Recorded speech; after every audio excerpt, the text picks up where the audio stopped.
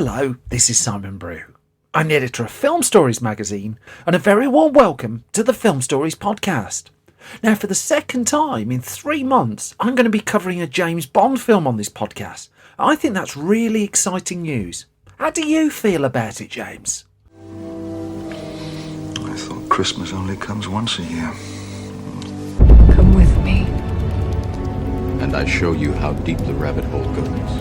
And movies that had stories. That the story just sucks them in. This is just the beginning. Stories. We would be honored if you would join us. Hello and a very warm welcome to Film Stories with Simon Brew. I am Simon Brew. As always, there's absolutely everything you need to know about me. The aim of the podcast, though, the title of it gives it away. I'm here to talk of the stories of film, and I tend to talk about development stories, production stories, marketing stories, release stories, all those bits and bobs, all those ingredients that go to make the films that we know and sometimes love. Just that, the films that we know and sometimes love. Now, the films I tend to cover on this podcast, they lean more towards the mainstream than anything else. They're films I'm interested in or invested in to some degree as well. I try not to do snark. I try not to punch down. This podcast is a celebration of the movies. That movies get made. It's really hard to make them. I want to salute all those who manage to get them over the line. With that preamble done, I'm going to quickly crack on with the first of the two films I'm going to talk about in this episode of Film Stories. I'm taking you back to 1999. I'm taking you back to the adventures of 007. I'm going to play you a clip. I'll come to the story the other side of this. As the countdown begins to the 21st century, it's good to know there is still one number you can always count on. Bond. Bond. Can't you just say hello like a normal person? Renard is behind this. He will die, along with everyone in the city. We do not negotiate with terrorists. His only goal is chaos.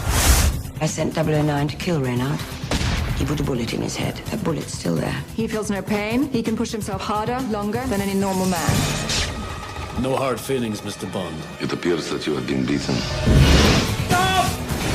Don't make this personal. I can't do that. I just can't help thinking I'm next. New model? The very latest in intercepts and countermeasures. And 6 beverage cup holders. I've always tried to teach you 2 things. First, never let them see you bleed. And the second? That then was a clip from 1999's James Bond adventure The World Is Not Enough, directed by Michael Apted, with a screenplay by Neil Purvis, Robert Wade and Bruce Fierstein, story credited to Purvis and Wade, based on the James Bond character invented by Ian Fleming, of course, and the cast, well, led by Pierce Brosnan as Bond, Sophie Marceau, Robert Carlyle, Denise Richards, Robbie Coltrane and Judi Dench. Now, the preparation for this particular James Bond adventure began before the previous one had even made it into cinemas. It had, after all, taken many, many years to get 1995's Goldeneye into cinemas, a 6-year gap between that and Licence to Kill, its immediate predecessor. Then it was 2 years to get from Goldeneye to Tomorrow Never Dies, although, as I've previously discussed on this podcast, that was a hectic film to put together and one with a lot of unhappiness behind the scenes.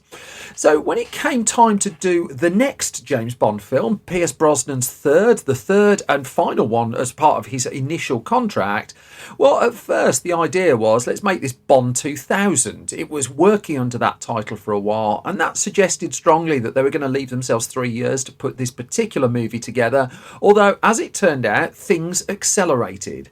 Because here was a temptation. This could be the James Bond film for the new millennium. See in the year 2000 with a James Bond adventure that could bring in millennium touch points and all sorts of jiggery-pokery like that. So Brosnan hadn't been happy on Tomorrow Never Dies. That was pretty well known. The director of that one, Roger Spottiswoode, had clashed with one or two of the actors, it was said. But the need to move quickly and to get the Bond films onto a regular cycle was key, really. That MGM, the parent company, needed it really for its bottom line, but also Bond had been away so long. So could they get back to the level of output they had, say, in the Roger Moore era of Bond? So, as always, they needed a story, and work on that was beginning before Tomorrow Never Dies hit cinemas in 1997, although it was towards the end of 1997 that talk began of this particular Bond adventure. And they needed some writers. Barbara Broccoli was the producer of the film, along with Michael G. Wilson, was doing her usual scouting around to see what story threads there were. Is there anything of interest that they could meld into a Bond adventure? But also, she'd taken a meeting with a pair of writers who were going to prove crucial to the future of 007 right up until last year's No Time to Die. So duly walking through the door at Eon, the production company behind Bond, were Neil Purvis and Robert Wade. Now at this stage they're a pair of screenwriters who'd enjoyed some limited success with a film called the script for a film called Plunkett and McLean. Now Plunkett and McLean was to be directed by Jake Scott, backed by Polygram in the UK. It was a modest hit, but a very commercial film. Broccoli and Michael G. Wilson had got hold of that script and were impressed enough to invite them in. Wade and Purvis were also Bond fans. I mean, one of the earliest scripts that they'd written, and I'm indebted to the book Some Kind of Hero for this, which is a terrific book, well worth digging out, was a story about two people growing up obsessed with 007. They'd written a whole film around this. The bottom line here is this was a pair of writers who loved Bond, who were not short of ideas. And in fact, Barbara Broccoli lent them Bond films, and when Barbara Broccoli lends you Bond films, they tend to be on 35mm. She doesn't just get a load of videotapes at the back of her car. And so they went back over the old Bond movies, and what ideas did they have? Was there anything that they thought they could put forward? And they started throwing ideas backwards and forwards, although none of them in the initial stages were really landing. Now, the turning point was a documentary that Barbara Broccoli had seen on the oil boom of Azerbaijan and how that country was taking a more crucial part in the world oil trade. And was there something there? Could they do something to do with oil and pipelines and stuff like that? And then, as they do with modern day Bond films, they also started thinking about sequences. Wouldn't it be fun to have a great big chase down the River Thames? That hadn't been done before in a Bond film. Could they do that? Could they even get permission for that? Well, I think you probably know how that all ended up. And so Purvis and Wade were juggling these ideas and started putting together a screenplay. Now, Tomorrow Never Dies came out and was a hit, even though it was swamped a little bit by Titanic. It was nonetheless a successful enterprise. The film did decent business, and it was an absolute no-brainer that another Bond was on the way. Now, it was clear they weren't going to go back to Roger Spottiswoode to direct this one, and so instead they went back to Martin Campbell. Now, Campbell was top choice after GoldenEye and what he'd managed to do reinventing Bond with that movie, but he was top choice on Tomorrow Never Dies as well, and he turned that movie down. And when the offer for the movie that would become The World Is Not Enough came to him as well, he'd turn it down again. In fact, he wouldn't be lured back to James Bond until he needed another reinvention with 2006's Casino Royale. Again, I've covered that on a previous podcast. And so with Martin Campbell out of the running, the question was, well, which way were they going to turn? And Barbara Broccoli was casting the net surprisingly wide, really. One name that had come to her attention was Alfonso Cuarón. Now, at this stage in his career, Cuarón had had some English language success with films like A Little Princess and an adaptation of Great Expectations starring Robert De Niro and Gwyneth Paltrow and Ethan Hawke. His big English language successes were ahead of him. He would take on Harry Potter and the Prisoner of Azkaban in 2004. Children and Men would follow in 2006. He'd go on to do Gravity, of course. But for a while, he was considering the idea of directing a James Bond film. Now, there aren't many instances I can think of in the history of the James Bond cinematic saga. This might be the only one where a director born in Mexico got an offer to direct one of the movies, but it goes to how far Broccoli was willing to look to find the right director for the material. When Cuarón got an offer and ultimately turned it down, I mean, there were other names in the mix. I've seen Joe Dante, the director of Gremlins and Gremlins 2, mentioned at one point, but I can't find anything to back that up at all. One name who was sounded out, though, was Peter Jackson, who was about to embark on the Lord of the Rings trilogy. Now, it was the film Heavenly Creatures that had brought him to Barbara Broccoli's attention. It was the film Heavenly Creatures who brought him to a lot of people's attention. But Broccoli sought out a copy of his latest film, which was The Frighteners, and was less keen and ducked out of discussions at that point. That one went no further. And so what Broccoli was looking for was a director specifically who could draw the female characters out in this particular adventure a little bit more. That as much as the Brosnan era had reinvented Bond a little bit, it was still a very male-dominated franchise. It was still the male characters who inevitably were coming through, particularly strongly, but to the expense of the female characters. She wanted to do something about that. And so eventually she arrived at the door of a renowned British director, Michael Apted, who'd made his name across cinema and documentaries. We lost him a year or two ago. But what brought him in particular focus for the James Bond saga was how well he worked with actors, but also the fact that he directed 3 different movies that had earned the lead a Best Actress Oscar nomination. So you go back to Sissy Spacek in The Coal Miner's Daughter, and she won for that. Sigourney Weaver got a nomination for the Gorillas in the Mist in the mid-80s, and then Jodie Foster in the film Nell picked up a nomination in the early 1990s. And by the middle of 1998, it was clear that Michael Apted was becoming the leading candidate for the Bond director's seat. Now, as he would tell Total Film in its December 1999 issue, he was as much surprised as the rest of us when his name came up. With all due respect to Michael Apted, you don't think of him for big international spy action movies. You don't think, well, certainly at the time, you didn't think of him for big blockbuster movies either. He wasn't in the infancy of his career. He'd never done a project anywhere near this scale at all. And he thought it was a joke. He just thought someone was pulling his leg when the inquiry came in. Because what he knew is he hadn't directed big action sequences, and also he knew that if he was going to take on a James Bond movie, he'd have to do something with it. He'd have to evolve it. He couldn't just do more of the same. And this is where the assuring words of producer Michael G. Wilson came in. And Wilson assured Apted that the action stuff was the stuff that they could handle. They had people like Vic Armstrong, the legendary stunt coordinator, who was going to be involved. The stunt side of it, fine and dandy. What they didn't have was someone who could really marry up the actors to that, to bring those performances out, make it a bit more human. And that's the kind of director they were after. And when he heard that, Apted was suddenly interested, and he appreciated this was unlike anything he'd touched before. But by August of 1998, he was announced as the director of the new James Bond film. Now, while all that was going on, the script was still being worked on, and Purvis and Wade found themselves no longer involved. That after they'd submitted a couple of drafts of their Bond film, Barbara Broccoli decided to move on to other writers to refine it, to do rewrites, to do a bit more work with it, even though they'd impressed Broccoli to the point where she hired them for Die Another Day. And in fact, Purvis and Wade would go on to be involved in every subsequent Bond film after that, again right up to No Time to Die last year. The person who was brought in to work on this particular Bond adventure, though, was Dana Stevens, who was married to Apted, who'd done rewrite work on quite a lot of his films. More recently, though, she'd had a hit with City of Angels, a remake of the film Wings of Desire, an American remake, starring Nicolas Cage. That had given Warner Brothers a solid hit. And Stevens came in to do 3 weeks of uncredited work on the Bond movie, and her remit was beefing up the female characters. And it doesn't sound a million miles dissimilar to the work Phoebe Waller-Bridge did on the aforementioned No Time to Die, where she was brought in to add a bit more to those characters, give them a bit more bite. Phoebe Waller-Bridge did get a credit, Dana Stevens didn't.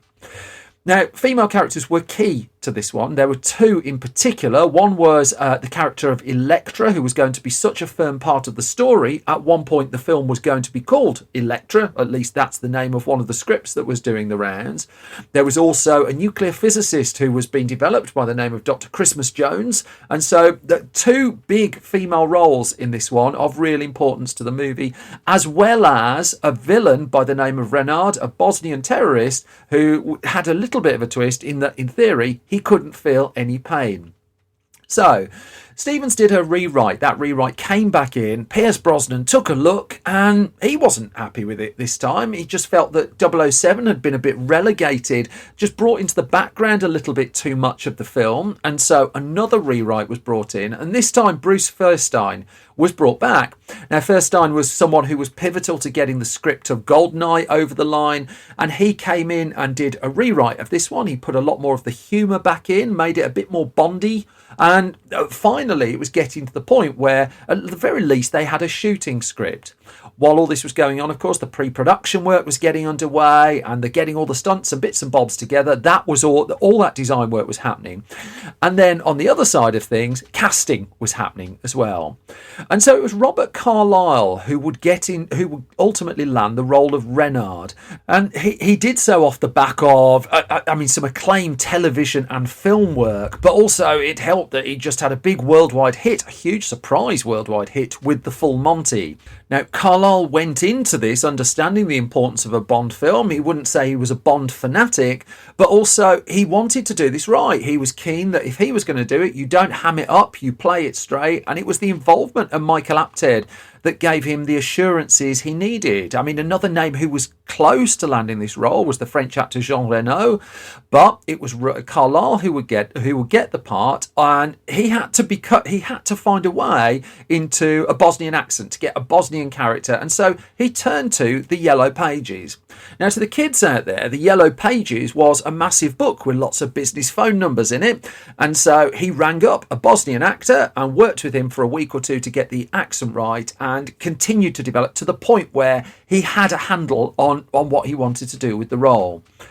Now, the most contentious piece of casting for this one in the end would turn out to be Denise Richards, who was riding high off the back of films like Starship Troopers, and she was a big American name. And one of the criteria that particularly MGM United Artists, the parent studio, were looking for was a big American name that they could sell, that would help sell the Bond films over in the States. Now, they dabbled with this with Tomorrow Never Dies, with the casting of Terry Hatcher in that one, although her role in that was quite small. By the subsequent film, Die Another Day, Halle Berry was almost up to co-star status, to the point where they looked at doing spin-off movie. Again, I've covered all that before. But here, it was a case of, we just need a big recognisable name. Tandy Newton had been mentioned at this point, but she was set to go off and do Mission Impossible 2 with Tom Cruise, and it was Denise Richards that landed the role. Now, there was a lot of pushback in the end, and in fact this is one of those rare moments where the casting director at Eon Productions, Debbie McWilliams, and she had cast several Roger Moore films, she cast the Dalton films, she cast Goldeneye, but she would issue a statement in the end in an interview with an outlet called Net FM, saying, I wouldn't want to be held responsible for that piece of casting. She, Denise Richards, wasn't my idea of a nuclear scientist. And that was really the core of the problem, that she was being asked to take on quite a complex role, and there was an argument that she wasn't really ready for it. Now, it didn't help that the role of Christmas Jones had zingers, such as the one that I began this podcast with. I do apologise for that, but what are you supposed to do? But she signed up, and it was a good piece of casting for the profile of the movie. You'd have to say that from what United Artists MGM was looking for, it duly worked. Now, for the other lead female role, that of Elektra, I mean, Vera Farmiga auditioned for that one quite early in her career. Sharon Stone's name was mentioned as well. But Michael Apted was already a fan of the actor Sophie Marceau, who had completed successfully her first English language role in Mel Gibson's Oscar-winning Braveheart. And it was to her, ultimately, that the offer went out. And so here we had Brosnan, we had Robert Carlyle, we had Denise Richards, and we had Sophie Marceau. That was going to be the core quartet, coming back with people like Robbie Coltrane. Judi Dench was coming back. She hadn't had the best of times on Die Another Day, but she was happy to return, and happy to return with a much beefed up role in this particular movie. Then there was Desmond Llewellyn. Now, Desmond Llewellyn had played the character of Q in Bond films going back decades, and went into this pretty much knowing it was going to be the last time. Even though he held out an olive branch during the promotion for the movie, there was a feeling this was going to be his finale, which is why John Cleese was brought in alongside him with an idea that Cleese would migrate into the Q role in the next film, which sort of happened, although things changed after that. All this was all coming together, looking towards a shoot in January of 1999 as the Commander Bond website. I've gone right back through the archive of that. It's a really excellent Bond resource, that is. It talked about the various titles that this film went through. Death Waits for No Man was an early contender. Fire and Ice was another. It was in 1999 that The World Is Not Enough was revealed. It came from an early draft by Purvis and Wade, and that was going to be the name of the film. Shooting could duly begin on the 11th of January 1999, and the next James Bond film was going, well, really far more efficiently than the one before. It perhaps would help that there was an element of Bond coming home about this one, as for the first time in the Pierce Brosnan era, The World Is Not Enough was set to film on the James Bond stage at Pinewood Studios. Now, Pinewood hadn't been used for a Bond film for a long time, actually, by this point. GoldenEye had to shoot at Leavesden, a specially constructed studio, when there wasn't room at Pinewood, because I think it was First Night was shooting at the time. There wasn't room either when it came to do Tomorrow Never Dies, and as such, more studio space was constructed for that. Going back to 1989's License to Kill, whilst some post-production stuff was done at Pinewood, the bulk of that shoot was overseas because of an assorted financial bits and bobs that meant that was a Bond adventure based outside of the UK. So it wasn't really since The Living Daylights, Timothy Dalton's first Bond film, that a 007 movie had made Pinewood properly its home. And so now, for the first time in over a decade, Brosnan was able to bring the character back to, at least in a production sense, its natural home in the UK. Now, Michael Apted would talk to Total Film in the aforementioned interview of his nerves going into this. He said, I was scared Hitler's going in. Terrible word. And right the way, perhaps it didn't help that right the way through filming, as is not uncommon on Bond films, the script was still being worked on. I mean, Michael G. Wilson, as well as being a producer, had written several Bond films, so even he was chipping in with a bit of rewrite work here and there. But still, the idea of bringing in a director who worked so well with actors, well, that paid off. Because Apted had a much better relationship, it is said, with the cast than Spottiswoode had enjoyed on Tomorrow Never Dies. Judi Dench in particular was one of those who really, really warmed to working with Michael Apted and hadn't had the best of times on the film before. In a lovely Bond moment, one day ambling onto the set of this one as well was a man called, what do you know, Sean Connery. That he was working in and around Pinewood and just ambled in just to see a Bond film being shot, and a moment of real excitement, and Brosnan came down to meet him, and a little bit of crossover, really. Now, Robert Carlyle would get on very well with Brosnan. He would talk again in that Total Film piece about it being the most pleasant part of the whole experience was working with the actor. And Vic Armstrong, meanwhile, on the stunt side, would tell the same article that he talked about getting the grit into the films a little bit. And he argued that on Tomorrow Never Dies, we started to get the Die Hard feel into it to a certain degree, the grittiness of it. But also he was very conscious that a James Bond film had to retain what he described as 20-25% of tongue-in-cheek. Now, this being a Bond film, there were big sets and there were big sequences and there were big moments that needed to be put together. And one of the biggest is that opening, the chase down the River Thames that just happens to bring in a view of the soon to open at that point Millennium Dome as well. And this, this hadn't been done. Nobody had permission to do a sequence like that before. And it was said that it was the power of James Bond that unlocked it all, that stuff you would just never dream of asking for. Once you dropped in the fact that it was Bond, well, then things started to happen. And the only other film I can remember hearing where that happened was a Muppets film, Muppets Most Wanted, when it wanted to shoot in and around the Tower of London and bits and bobs there. And you drop into conversation, oh, it's the Muppets, and all of a sudden that seems to grease a lot of wheels. Now, that didn't mean there wasn't a little bit of murmuring over the sequence that went past the Houses of Parliament and went past the offices of the real MI6. And there was a little bit of newspaper tittle-tattle at the time saying that there had been resistance from the then government of allowing the real MI6 to be filmed. And in the end, the Department of Culture, Media and Sport told The Guardian that it's more of an over-egged pudding. It said that there was a kernel of truth in the story, that the film minister at the time was doing her utmost to ensure filming in Britain was given all the government help it needed, and there were memos that were sent around the Houses of Parliament to remind MPs to encourage filming in and around the area. Now, it didn't stop a little bit of grumbling when there was when the noise of the boats was going around the Houses of Parliament while they were trying to work, but the then Home Secretary at the time, Jack Straw, just stood up in the end and said, look, this is going to do us the world of good having a big film like this shooting in and around the UK, and we should support it. And the murmuring just settled down from that point onwards. Now, that Thames sequence would shoot in the end across 6 weeks. Now, the whole film shot for 6 months. And so the chase involved shutting down bits of the Thames, getting the huge lights in place, having all the practical considerations to do a big action sequence in a place where you're not allowed to do action sequences like that. I mean, right down to things like the speed limits that are on the River Thames were lifted so boats could go 4 times the speed any other boat was allowed to do at that point.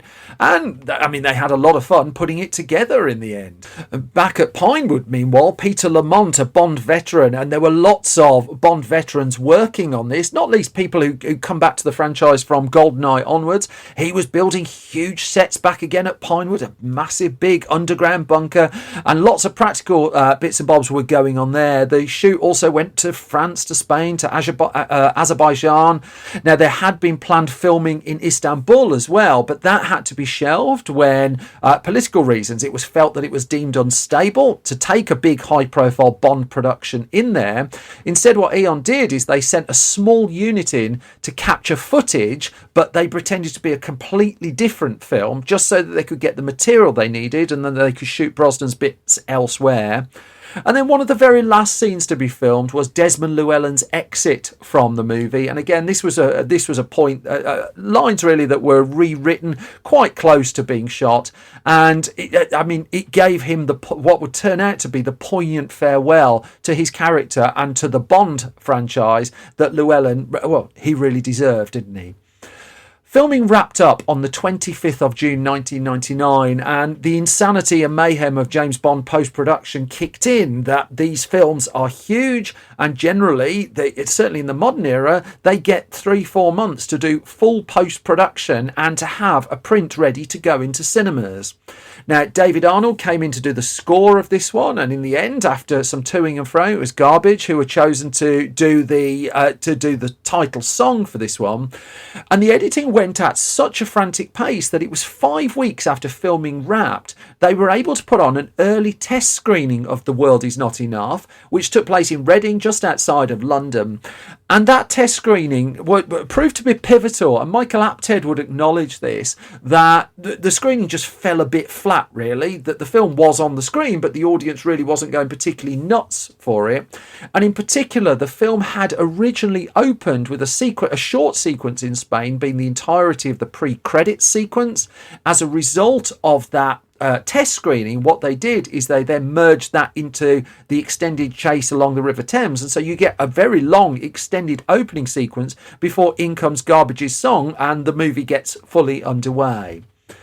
The film then was wrapped up with all the usual paraphernalia and tie-ins, video games, all sorts of bobbins around the release of the movie. It had a firm release date in November 1999, although unusually this one was going to open in the US first. Now, that hasn't happened for quite a while in the land of Bond, but the premiere of The World Is Not Enough was set for 8th of November 1999. It would open in the US on the 19th of November 1999. It would head to the UK the week after that on the 26th.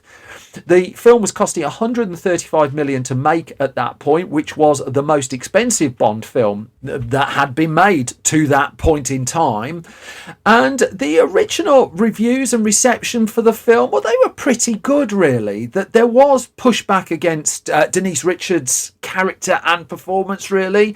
But even though The World Is Not Enough is one of those films that I don't think is amongst the most liked James Bond films, and my colleague Mark Harrison points out that its plot was pretty much recycled to a degree for a later James Bond film that was far more acclaimed, at the time it seemed to all go down pretty well, that no one was out there saying it was the very, very, very best of Bond, but there was enough in there to make it work, and there was enough in there to deem that it would be a success, and so it proved. It opened in the US on that weekend, November the 19th to the 21st, in first place, which Tomorrow Never Dies had never done, but then Titanic was in the way.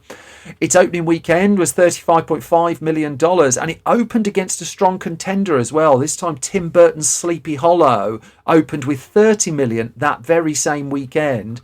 The other films that were around in the top 10 included Pokemon the first movie, The Bone Collector, Dogma, Anywhere But Here, the brilliant The Insider, which I'm coming to soon. The Bachelor was in there. I think it's Chris O'Donnell, isn't it? Do you remember that? And Being John Malkovich was lingering around the top 10 as well. And the thing with this Bond, well, it stuck around a little bit. Now, the following week, Toy Story 2 landed, so it only got a week at number 1, but it saw off the new Arnold Schwarzenegger film, End of Days, the week after. That had opened with 20 million. Bond was holding in second place with 23. And it was quite happy for the bulk of the Christmas period just to stick around the top 5, making a fair amount of money. In fact, it wouldn't be until the week before Christmas it dropped out of the top 5. And by the time The World Is Not Enough had wrapped up its American release, it had done $126 million at the US box office, and that was deemed a success. Worldwide, it added another $240 million. So James Bond, $361 million in total worldwide, and the franchise was in rude health. Now, there was a sad coda really to this one. Coda, might come to that in a minute. In that Desmond Llewellyn, who had enthusiastically been on the press tour for the movie, would lose his life just 2 weeks after the release of the film, tragically in a car accident. It's why the legacy of what he leaves in the movie just really is a testament to him and what he left behind. And he's done a fun memoir as well that I do advise checking out and having a look at. And then in terms of the future of Bond at that point, well, there were two threats on the horizon. Number one, a man called Kevin McCreary, who'd had the rights to remake the film Thunderball and had done it once with the movie Never Say Never Again, was still threatening to remake the movie once again, giving MGM the very real prospect that there would be two competing James Bond movies out at the same time again, and who would that ultimately suit? And then Pierce Brosnan's contract was up. He'd only signed up to do 3 James Bond movies. Would he do a 4th? Well, after the infamous line that I played at the start was spoken in the movie, up came the card, James Bond will return. But would it be Brosnan or would it be someone else? Spoiler, it was Brosnan. Which brings me to the halfway point of this latest episode of Film Stories. As always, thank you so much for your time and thank you for your eardrums as well. A couple of little notices. I've just released into the world the new issue of, well, it's now called Film Junior magazine, which is a magazine we do for young film fans. This one's very, very close to my heart. It's primarily been written by young film fans as well. If you go to store.filmstories.co.uk, copies of that are available for $3.99. There's a lead interview where our young reporter has interviewed Ben Schwartz from the Sonic the Hedgehog movie, and it's an absolute delight, and I really hope you like it, and I really hope you can support it. If you like and enjoy this podcast, 3 things you can do to help it if you wouldn't mind. Number 1 is subscribe to it. That helps enormously. Number 2 is leave ideally a hugely positive review. That helps independent podcasts enormously as well. And then there's a Patreon if you really like this podcast at patreon.com/Simon Brew. You get the podcast early, pretty much every episode. You find out gossip of what's going on behind the scenes and things like that. But without further ado, I'm just going to move on then to the second of the 2 films I want to talk about in this episode. And at the point I'm recording this, the Academy Awards is about to happen, and this is one of the favourites for it. Let me play you a clip. I'll come to the story of this one, the other side of this.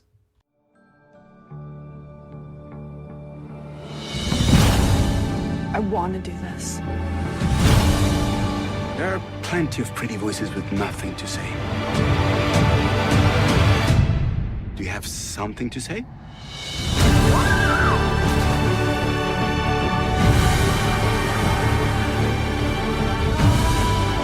be required to have a hearing individual on board at all times.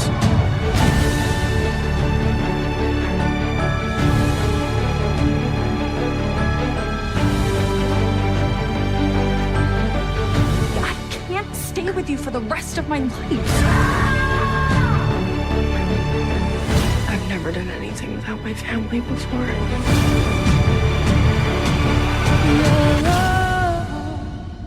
All that I need.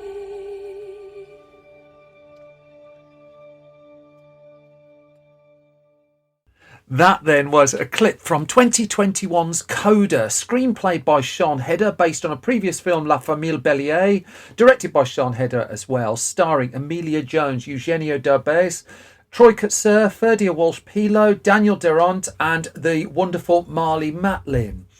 And the story of this one goes back to that original film, La Famille Bélier, released in 2014 to great acclaim in its native France.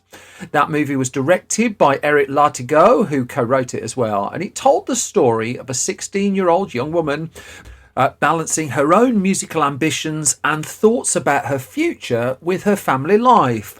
Now, family life for a 16-year-old isn't easy at the best of times. What complicates things here is, in the unit of 4, she's the only one who can hear. The other 3 are deaf, and she thus acts as an interpreter for them. And so the film puts this across as a comedy drama, and it went down particularly well. La Famille Bélier would earn over $70 million at the global box office, primarily in France, where it was a big hit. It would also earn 6 César nominations too, with Louann Emmerich winning the Most Promising Actress award. And ordinarily that would be that. But in this case, one of the producers of that film, a man called Philippe Rousselot, was interested in pursuing an English language remake of it. He saw something universal in the story, and he thought this might be possible to make as an American film, for instance. He had the rights to do so and started looking around for a filmmaker to take it on, that this would begin as an independent production and then see if he could build it out from there. So let's hop over then to the story of Sean Heder, because at this stage she was a filmmaker who'd been building herself a career and a writer, producer, director. She directed a couple of short films at this stage. She'd gone on to make her feature debut as a director with the film Tallulah, starring Elliot Page, that was released in 2016. And then she was working on relatively very high profile TV shows, things like Glow and Orange is the New Black, and she was a co-producer for a while on Orange is the New Black. And Philippe Rousselot was impressed with her work to the point where he sought her out to have a conversation about bringing his film, the film that he'd been a part of, to an American remake. And so Heder explained in an interview with Part Records, so one of the things that was interesting to me was they were interested in adapting the film, but they wanted someone to make it unique and take the premise from the original and also reinvent it. And this was crucial to Philippe Rousselot. What he didn't want was a photocopy with just the language changed and it translated into English. He wanted the film to find its own space. He wanted it to find its own culture and to work within an American framework. And so Sean Heder agreed to this. She was interested in it, and she would utterly commit to this. Now, right the way through the Coda story, and the film would ultimately become known as Coda, there is preparation and there's work and there's an intent of doing it right. And Heder really set the bar for that. That she learned American Sign Language, ASL, to be able to tackle this project, because she knew a good chunk of the screenplay that she was going to put together would be in ASL. And in fact, in the end, it was said about 40% of it was in ASL, and she had to learn to be able to properly communicate, to basically find her way into that world and into that language. The intention was very much to do this right. And as the screenplay was coming together, and this is an independent film, so it wasn't going through loads of studio readers or anything like that, this then translated over to the casting and the putting of the film together, because a modest budget had been found. It would cost around $10 million in the end to make this film. But Sean Heder was absolutely adamant, and by this stage she was going to direct the film as well, that she wanted deaf actors to be taking on the roles of deaf characters in the film. That's the heartbeat of the movie, was this family unit, and you have to put it across in as authentic a way as possible. Now, I could find no record of her getting any pushback on this, to be clear, but her first port of call was Marlee Matlin, who had won an Oscar previously for her work in Children of a Lesser God, and I think it's fair to say it was the most high profile of the deaf actors in the resultant film Coda. And so Matlin was quickly on board that this was a properly fleshed out character with a cheeky side to her as well, a bit of dirty side to the adult characters in this. I don't want to spoil the film if you've not seen it, so it's short of to say there's a scene very early on that very much sets the tempo for what you're going to get. Matlin was interested and happy to sign on to take on one of the 4 key roles in the movie, in this case Jackie Rousseau, the mother in the family. Now, Marlee Matlin is also involved in a theatre company called Deaf West, and she put Sian Heder in touch with them, and Sian Heder went along to watch some of their work, and that's where she found the actor Troy Kotsur, who would ultimately take on the role of Frank Rossi, who is the father in the family. And she just described seeing him in that interview with Park Record, and she said, I thought he was incredible on stage. He came in to audition for me and was so right for the part. He's funny, mischievous, and emotionally tapped in. He felt like Frank being the character, Frank Rossi, who we were going to play. And there were also then more traditional auditions as well. That helped her find, for instance, Leo, who's the brother in the film, who will be played by Daniel Durant. And other roles were Ferdia Walsh-Pilo, I've talked about previously for his work in the film Sing Street. Kevin Chapman came in and joined the cast. And then Eugenio Derbez was also joining the ensemble. But the crucial pivotal role at the heart of this was Ruby Rossi, the young woman at the heart of the story, who is 17 in this particular telling of it.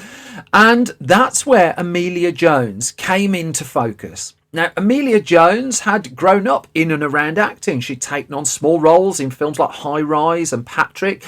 She'd appeared in an episode of Doctor Who, and then she'd taken a step up in the years leading up to this with leading roles in the film Horrible History's Rotten Romans, in Catherine Lindstrom's 2019 drama Nuclear, and then she got her highest profile role to date as the lead in the Netflix television series Lock and Key. And so her career is very, very much on the up.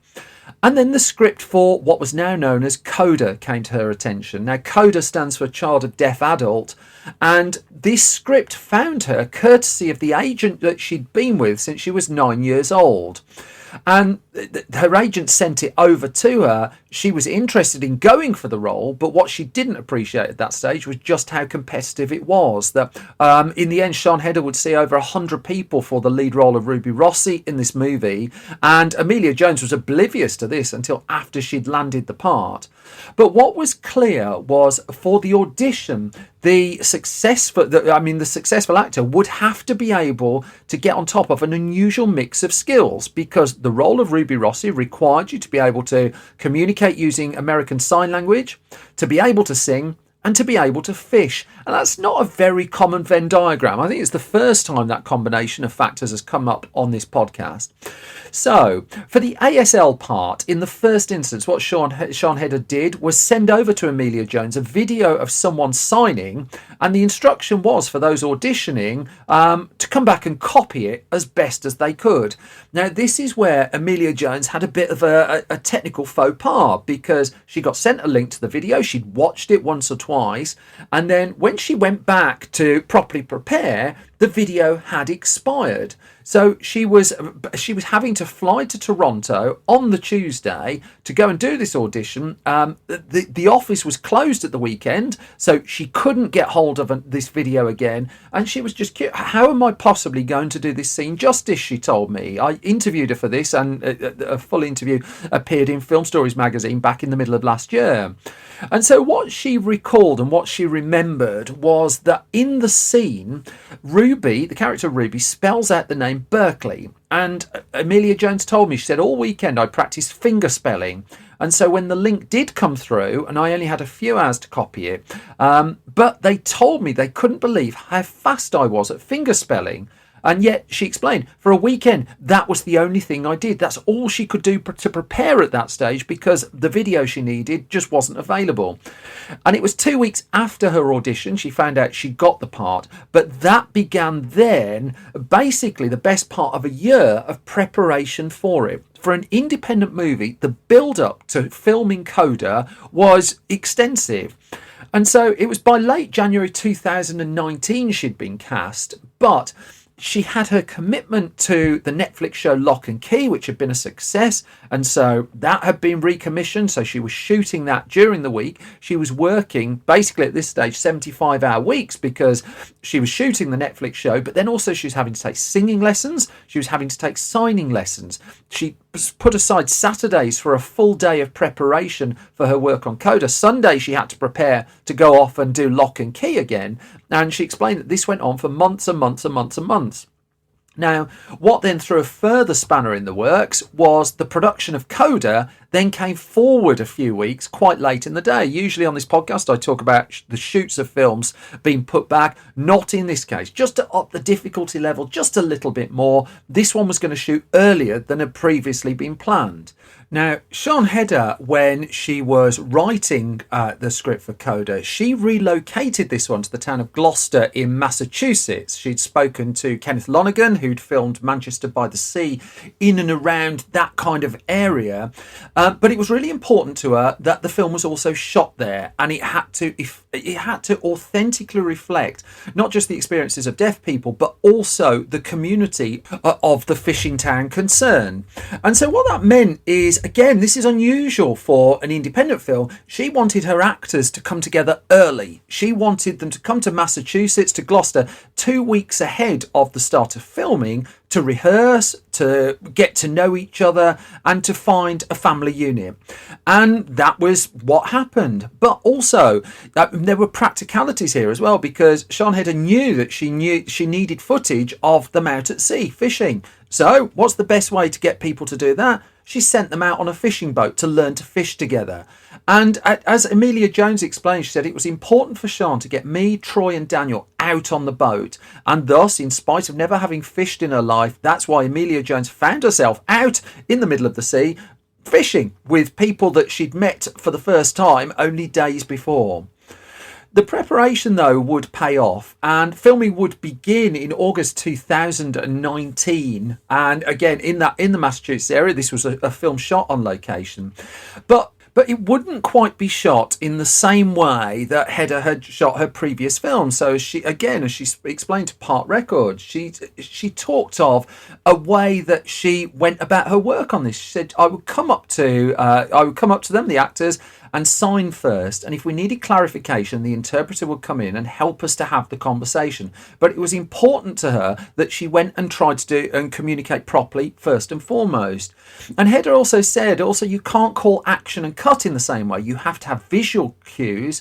I got used to running into a scene and touching someone's shoulder and moving them around physically. There was also a team of interpreters working on the film who would help communicate between her and the actors, and also allowing the actors to effectively communicate with the crew around them. But also, too, she had to change the way that she shot the film a little bit as well, in that when it came to doing close-ups and such like, she couldn't approach those in the same way because she was looking to authentically put across communication with ASL. And as a result, we need to see that. The camera has to pull back a little bit so that we can see the full communication going on. Now, while all this was going on, her core cast was clearly bonding, helped by a barrage of apparently spectacularly filthy jokes and stories off camera from Troy Kotsur. But still, this was an independent film. I can't reiterate this again. And it just wasn't that long a shoot. That filming wrapped up in under 2 months flat. And it was one of those productions where it had been a year of preparing and getting ready for it, for what turned out to be a surprisingly brief shoot. And Emilia Jones talked to me about that, about how it had been in her life for so long, and then it was pretty much over. And what also didn't help, I mean, filming wrapped up in October 2019, was the release was still an awful long way away, because not going through a studio, it had to find its way to the film market.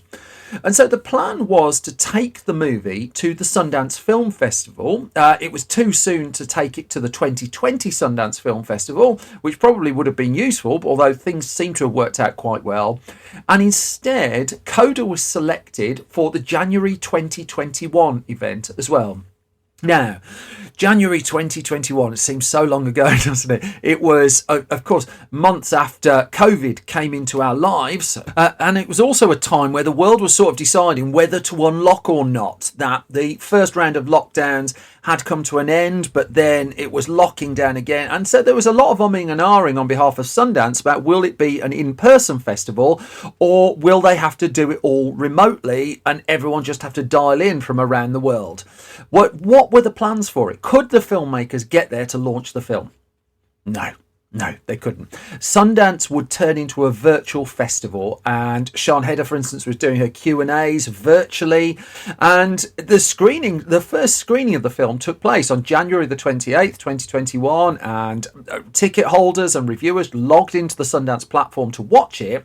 And it was an unusual situation because Jones and Heder, who was communicating constantly, as well as Marley Matlin and Troy Kotsur, the rest of the cast, they just couldn't be there. They couldn't be together for this moment. And as Jones explained to me, she said, you're always nervous. You want it to do well. But I'd never been as nervous as I was when Coda was premiering at Sundance. Because, I mean, the film had wrapped up, nearly 18 months before. And she said, I was actually on a night shoot for Lock and Key when it was screening.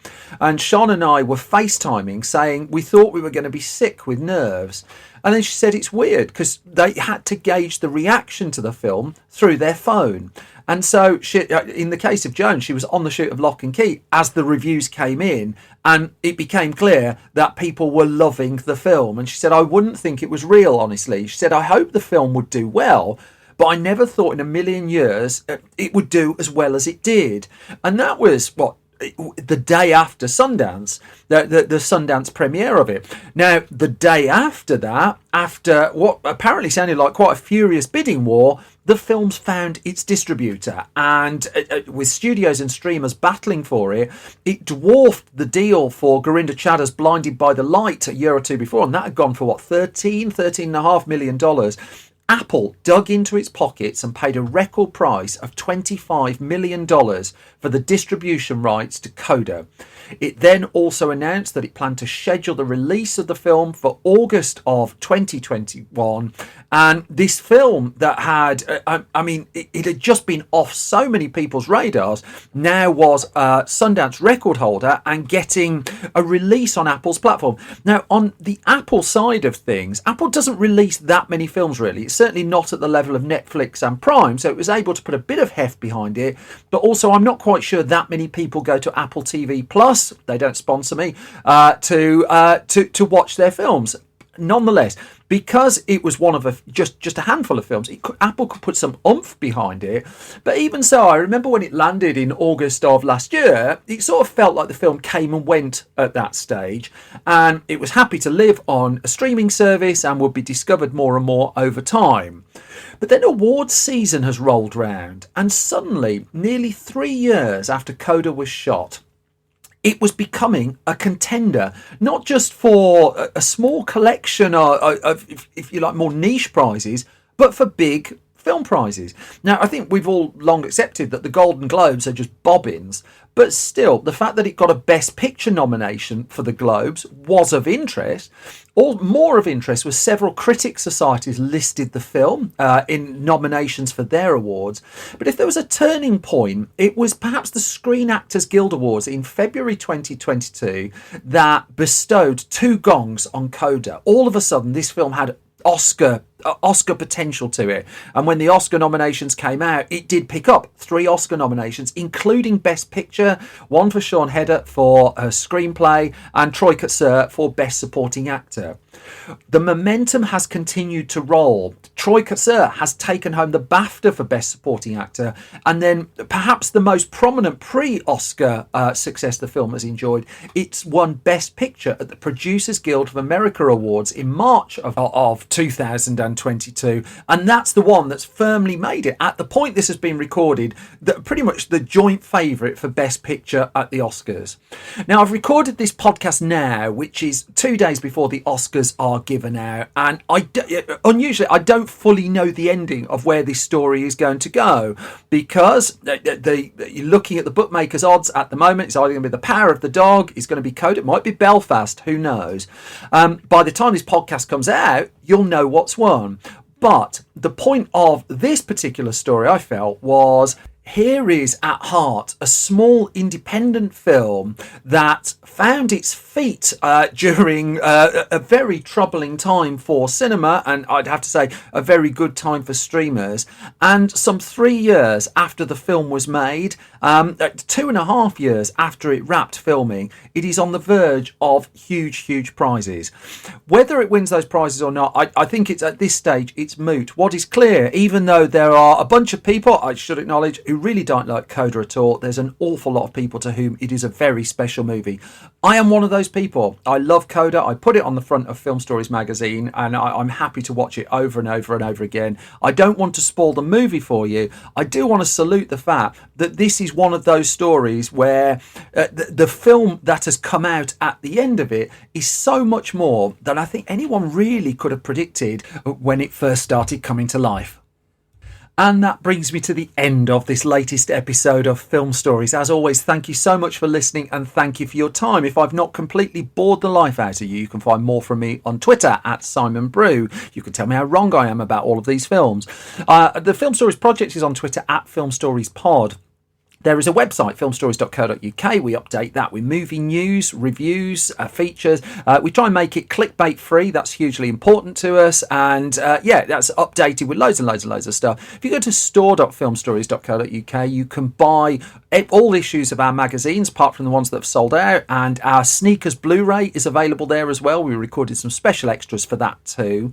You can also find us on Facebook at facebook.com/filmstoriesonline, youtube.com/film stories, and Patreon again, patreon.com/Simon Brew.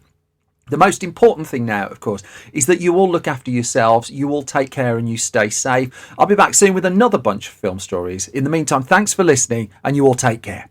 Bye bye.